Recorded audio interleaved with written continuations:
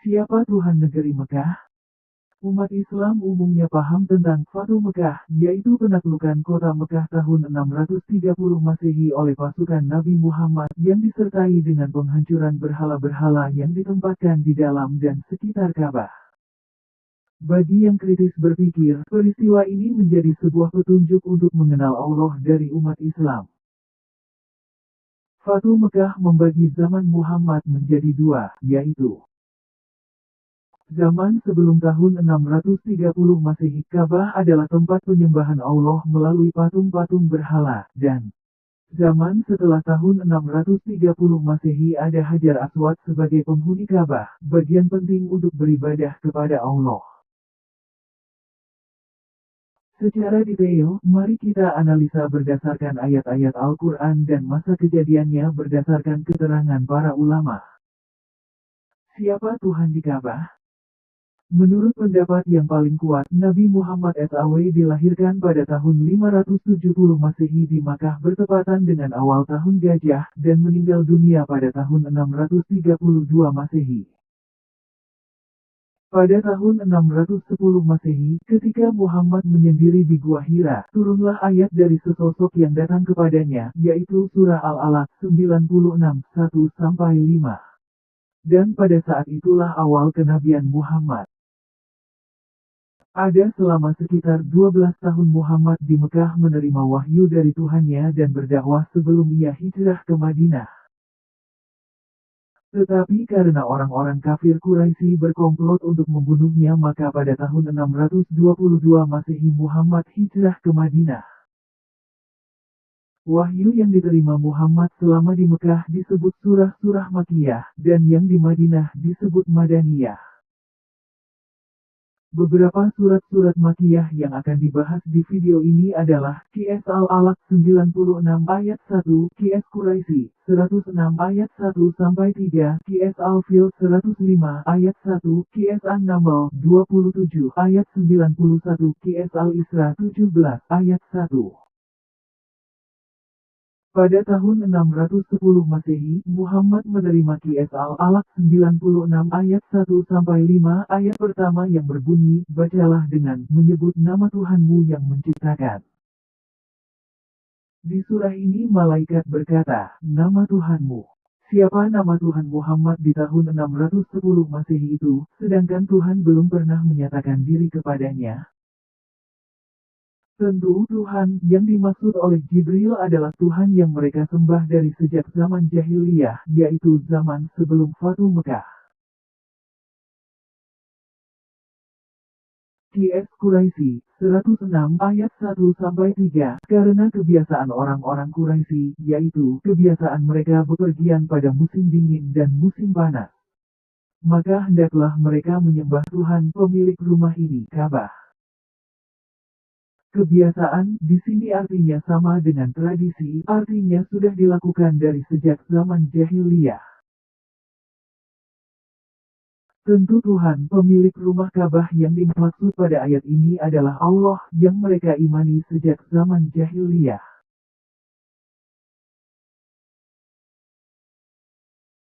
Qs Al-Fil 105 ayat 1, tidakkah engkau perhatikan bagaimana Tuhanmu telah bertindak terhadap pasukan bergajah? Tafsir Kemenak RI, peristiwa itu terjadi sekitar tahun 570 Masehi, yaitu penyerbuan tentara gajah yang dipimpin oleh Panglima Abrahah dari Yaman untuk menundukkan penduduk Mekah dan meruntuhkan Ka'bah. Tuhan orang-orang Quraisy melindungi Ka'bah dengan mengirim burung ababil untuk mengusir pasukan gajah. Tahun peristiwa ini disebut Tahun Gajah. Tentu Tuhan yang dimaksud pada ayat ini adalah Allah yang mereka imani sejak zaman jahiliyah. Qs An-Naml 27 ayat 91, aku hanya diperintahkan menyembah Tuhan negeri ini, Mekah, yang dia telah menjadikan suci padanya dan segala sesuatu adalah miliknya. Dan aku diperintahkan agar aku termasuk orang muslim. Tuhan negeri Mekah tentu berhubungan dengan Allah yang mereka imani sejak zaman jahiliyah.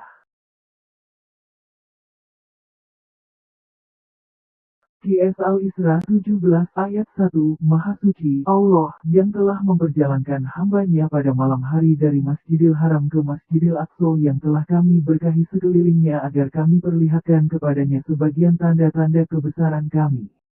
Dan seterusnya. Peristiwa perjalanan Muhammad dari Masjidil Haram ke Masjidil Aqsa dikenal dengan peristiwa Isra Miraj. Peristiwa ini terjadi antara tahun 620 sampai 622 Masehi. Mayoritas para ulama mengatakan terjadi pada tahun 621 Masehi. Allah yang telah memperjalankan Muhammad dari Ka'bah ke Masjidil Aqsa tentu adalah Tuhan yang mereka imani sejak zaman jahiliyah. Fatu Mekah. Fatu Mekah adalah penaklukan kota Mekah oleh pasukan Nabi Muhammad disertai dengan penghancuran patung-patung berhala yang ditempatkan di dalam dan sekitar Ka'bah. Peristiwa ini terjadi pada tahun 630 Masehi. Artinya, sebelum tahun 630 Masehi di Ka'bah atau Baitullah masih beribadah kepada Allah melalui patung-patung berhala Hubal dan berhala-berhala lainnya yang terdiri dari 360 patung di sekitar Ka'bah. Setelah peristiwa Fatu Mekah, di Ka'bah hanya tinggal sebuah batu yang disebut Hajar Aswad yang menghuni Baitullah Ka'bah hingga hari ini. Batu Hajar Aswad ini bukan sebuah aksesoris, tetapi memiliki makna penting dalam beribadah kepada Allah di Ka'bah. Dari ayat-ayat tersebut sangat jelas kelihatan bahwa Allah yang diperkenalkan Muhammad di dalam Al-Quran adalah Allah yang mereka imani sejak zaman jahiliyah. Perbedaan antara sebelum Fatu Mekah dan sesudahnya hanya pada cara beribadah saja, yaitu tidak lagi menggunakan patung-patung berhala, tetapi cukup mencium Hajar Aswad yang menghuni Ka'bah dan tawaf 7 kali dan seterusnya. Pertanyaan 1. Allah yang bagaimana yang menjadikan Ka'bah sebagai rumah ibadah baginya sedangkan di dalamnya adalah penyembahan patung-patung berhala sebelum Fatu Mekah? Allah yang bagaimana yang bersekutu dengan patung-patung berhala orang-orang Quraisy di Ka'bah di zaman jahiliyah? Walaupun patung-patung berhala sudah dihancurkan, tetapi Ka'bah masih dihuni oleh Hajar Aswad. Baitullah dari Allah yang mana yang penghuninya adalah Hajar Aswad.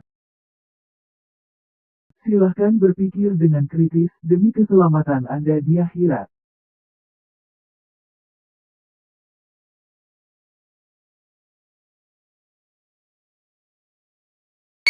Oh, let me up with a bright smile on now. Put me in the dark, so won't get lost now. To the moonlight, eyes you, Maria right now.